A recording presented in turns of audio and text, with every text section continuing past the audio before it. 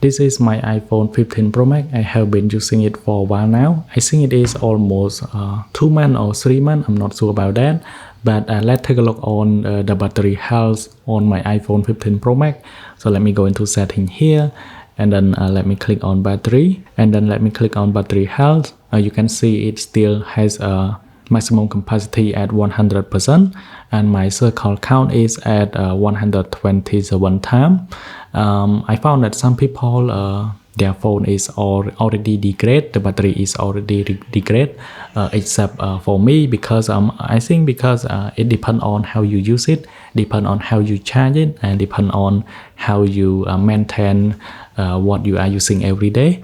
For my personal use, I always use charging optimization, which means that I limit how my phone is charged. It will charge up to 80% and then it will stop charging. So this will save the circle count.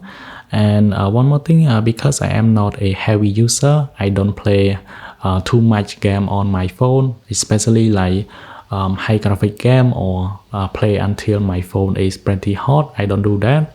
I usually play like some Clash of Clans, some online game like Heyday. That's it. This is a small video about the update about the battery health on my iPhone 15 Pro Max.